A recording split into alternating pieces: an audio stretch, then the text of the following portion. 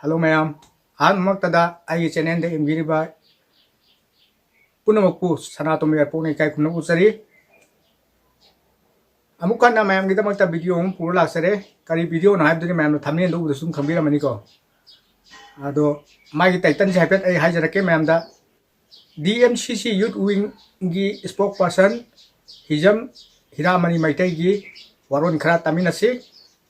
वासु याम सांगा जरो हे तौजनजके मैम सिले recommend video Maggi तारीख अहूम दगी 2023 हौरखिबा थाफोंलखिबा लान मरम ओइरगा मैदे एकोई असेंबा लाइफने लम ओइरिबा कबुरु असी एकोइना उबा काबा दिलायना उबा फावो ngमक्तबा असिने मरम ओइरगा दिल्ली मैदे कोऑर्डिनेटिंग कमिटीना एप्रिल की तारीख 3 ता जंतर मंत्रदा कबुरु कासी हाइबगी खोलाव अमका लोइनाना प्रोटेस्ट फंजग्रबा मतुंगदा ngasi honourable home minister of India honourable prime minister अमदी गवर्नर ऑफ मणिपुर चेरोल अमा कोई ngasi थाजनजरे मेमोरेंडम ऑफ पिसन जबसी मसीदा हाइनिंगनिबदी मैदे एकोई असेंबा लाइफमने नम ओइरिबा कबु असी अखोई काबा मतमदा अयेरपा अपनबा एनी इन्फ्लुएंस अमना पीबा ओहेनबिगनु अखोईगी असेंबा लमदमदा इसागी लमदा इसाना चटपा काबा तौनिंगबा तौबा मतमदा कनागुबा मतना येलकपा थिंगलकपा मतमदा थोलकपा अफबदा दायित्वसिंग असी honourable home minister of India ना दायित्व असी रेस्पॉन्सिबल कुबिगदबनी मरमतुना अखोइना येलसिना हबोकदुना कबु कानबगिदमक्ता सिलकपा मतमदा चटपा मतमदा रजिस्ट्रेशन तौपा मतमदा अयेटपा अपनबा बिबिदबिदा अखोइबु निंग इखा तमना इसागी असेंबा लाइफमने नम ओइरिबा कबु असिदा मांगोल असिबा पिनाबिदुना यौनबगिदमक्ता कोनाबदा honourable home minister of India prime minister of India ना मतेंग पांगबियु आइना रिक्वेस्ट तौजरी वीडियो से स्वाइल लोजनजरके अदुगा इखोइगी इनाव हाइगद्रा याम हाइगद्रा हिजम हिरामणि मैतैगी वफम जे याम चुम्बो वफमने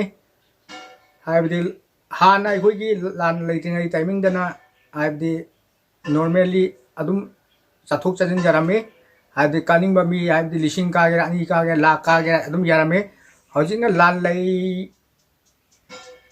बगिरा लैतबगिरा इखोइगी मोबाइल फोन बु पुखट पे याद्रेबा हाइबदि मीसु इखोइगी टाइमिंग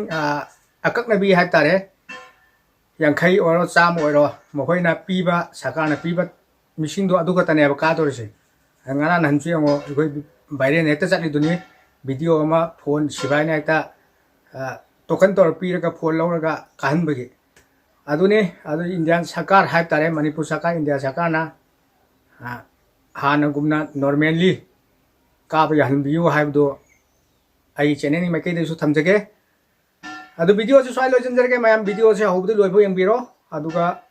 फजरगदि मैम लाइक कमेंट तौबिरमो अदु अनौब संबिरा पैसनाव यावरगदि मैम सब्सक्राइब मसाम तौबिरमो मथंगसु नुंगाइ नुंगाइबा वीडियो पूर लाक्सगे मैम गिदमक्ता अपडेट तौजरके अदु फौति मैम गाइबिरमो okay bye bye thank for watching bye bye.